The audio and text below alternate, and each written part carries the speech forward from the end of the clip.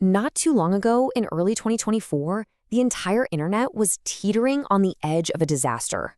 I mean, a catastrophe so huge it's almost impossible to wrap your head around. A single, unknown hacker had figured out a way to create a master key that could unlock millions of servers all over the world. And for weeks, nobody had a clue. This is the story of the XZ backdoor. And just to be crystal clear, those are not my words. That is a direct quote about what was at stake here. This wasn't just about someone stealing a bit of data. This was about the power for global chaos on a scale we've never seen.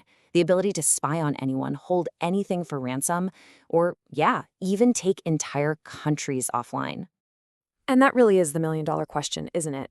How did our digital world, this gigantic, interconnected structure that we all rely on, get so incredibly fragile?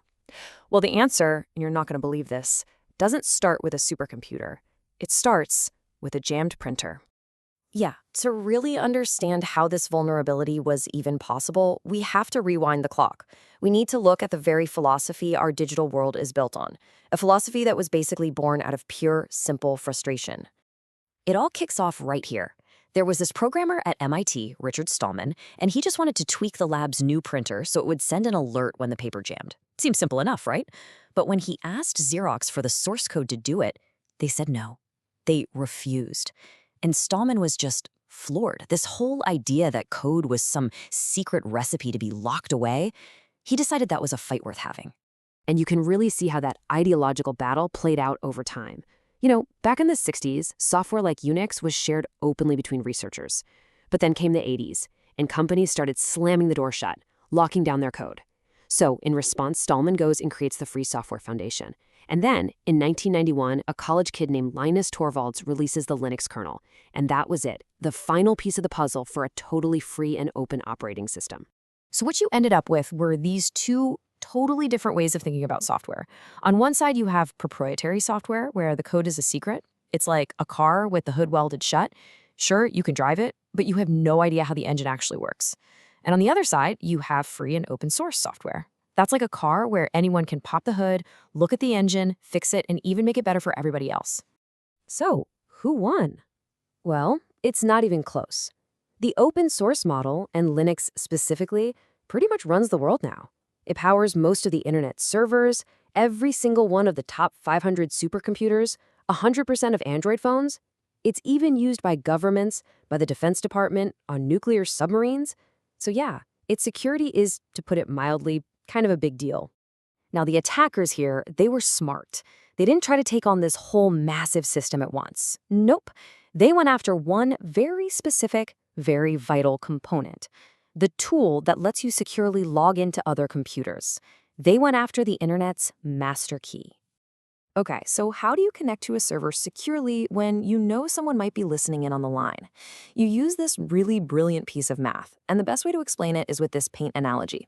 Imagine you and a friend agree on a public color, let's say yellow. Then you each secretly pick your own private color. You mix your secret color with the public yellow, and then you swap those new mixtures.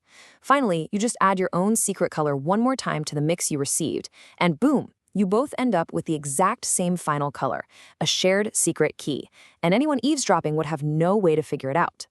But okay, even if you have a secret key, there's another problem. How do you know you're actually talking to the right server and not an imposter? That's where something called authentication comes in. Using a method called RSA, a server creates a public lock. Anybody can use that public lock to send it a scrambled message, but only the server has the secret key, the original prime numbers, to unlock and read it. And this authentication step, this is exactly what the attacker went after. And the way they did it wasn't some quick brute force hack. Oh no, this was a masterpiece of deception, a long con of psychological manipulation and incredible patience that played out over 2.5 years. See, the real target wasn't the main SSH program, which is heavily guarded. It was one of its many tiny dependencies, a little data compression tool called XZ. And for almost 20 years, XZ was maintained completely for free by a single volunteer in Finland named Lasse Collin. One guy. Then, starting around 2021, Lasse suddenly found himself under this intense, coordinated pressure.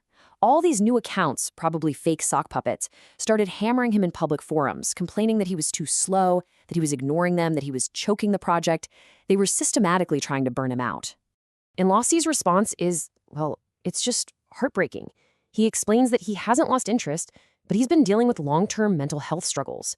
And he has to remind everyone, this is an unpaid hobby project. The weight on this one person was just becoming too much.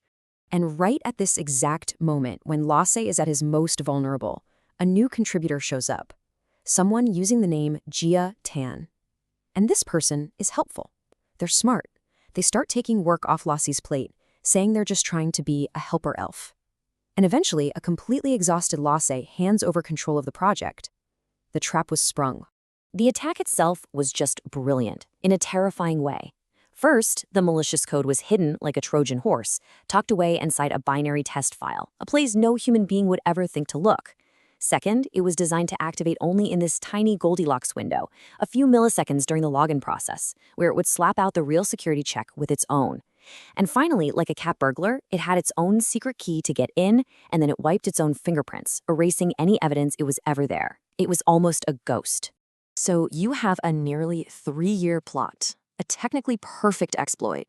It was just weeks, maybe days, away from being rolled out onto millions of machines worldwide, and the whole thing was unraveled by a clue so tiny it's almost unbelievable. Half a second, 500 milliseconds. That's it. That is the tiny amount of computer lag that brought this entire multi-year nation-state level conspiracy crashing to the ground. And the hero of this story is a guy named Andres Friend. He's a programmer at Microsoft, but he's not even a security researcher. He was just running some routine performance tests on a totally separate project when he noticed that SSH logins were taking just a fraction of a second longer than they were supposed to. It was this tiny little thing, but it bugged him. It didn't feel right. He couldn't let it go. And that little bit of curiosity, well, it basically saved the internet. And here's the most incredible part. This is a quote from Andres himself. The attacker, Jia Tan, had put in so many extra layers of complexity to hide the backdoor, things like custom encryption, code that hid itself, that all that extra work actually created that tiny, fatal slowdown. In this amazing twist of irony, the attacker's own paranoia is what got them caught. So, the disaster was stopped just in time. But it left us all with two absolutely massive questions. First, who on earth was behind this? And second, what does this whole mess tell us about the very foundations our digital world is built on? The truth is, we'll probably never know for sure who Jia Tan really was. The clues are all over the place. Some things point to China, other things point to Russia.